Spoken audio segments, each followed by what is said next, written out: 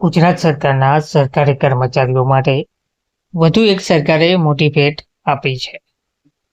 સરકાર દ્વારા સરકારી કર્મચારીઓને એક વ્યાજ સહિત બચત ફંડની રકમ આપવા બાબતે મહત્વના સમાચાર આપ્યા છે. વિગતવાર માહિતી શું છે તે જોઈએ. નમસ્કાર મિત્રો, સ્વાગત છે તમારું અમારી યુટ્યુબ ચેનલ. મિત્રો, સરકારી કર્મચારીઓ માટે આ એક મોટા સમાચાર છે.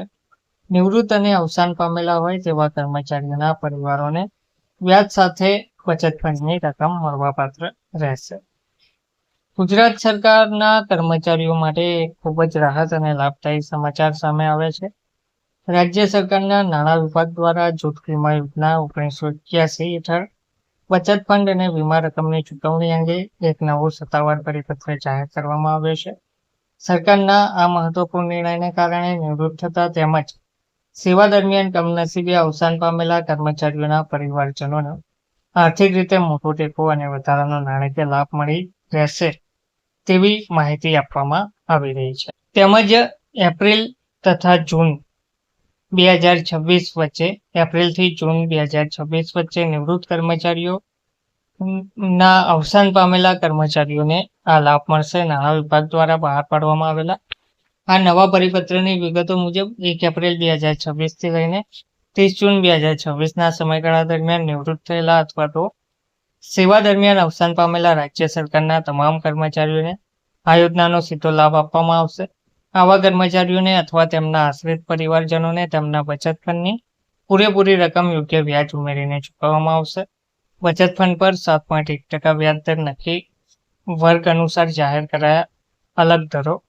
રાજ્ય સરકાર દ્વારા આ યોજના હેઠળ જમા થયેલા બચત ફંડ પર 7.1%નો આકર્ષક વ્યાજ દર નક્કી કરવામાં આવ્યો છે, જેના આધારે જ કર્મચારીઓને આખરી ચૂકવણી કરવામાં આવશે.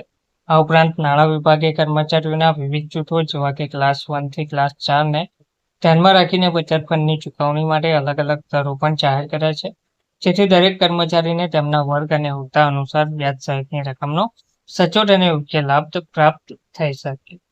ટૂંકમાં સરકારી કર્મચારીઓ માટે આ એક મોટા સમાચાર છે. નિવૃત્ત અને અવસાન પામેલા હોય તેવા કર્મચારીઓના પરિવારોને વ્યાજ સાથે બચત ફંડની રકમ ચૂકવવામાં આવશે તેવું કહેવામાં આવી રહ્યું છે. કર્મચારીઓના પરિવારોને આર્થિક સુરક્ષા આપવાનો જે મુખ્ય હેતુ છે, તેમાં આ નીતિગત નિર્ણયનો મુખ્ય હેતુ નિવૃત્ત થતા કર્મચારીઓ અને તેમના પરિવારોને નિવૃત્તિ પછીના જીવનમાં વધુ મજબૂત આર્થિક સુરક્ષા પ્રદાન કરવાનો છે. નિવૃત્તિ સમયે મળનારી આ રકમમાં વ્યાજનો સમાવેશ થતા કર્મચારીઓને મોટી આર્થિક મદદ મળી રહેશે. રાજ્ય સરકારના તમામ વહીવટી વિભાગો, સરકારી કચેરીઓ અને સંસ્થાઓને આ પરિપત્રનો તાત્કાલિક અને ચુસ્ત અમલ કરવા માટે જરૂરી વહીવટી કાર્યવાહી કરવાની કડક સૂચનાઓ પણ આપી દેવામાં આવી છે. ધન્યવાદ.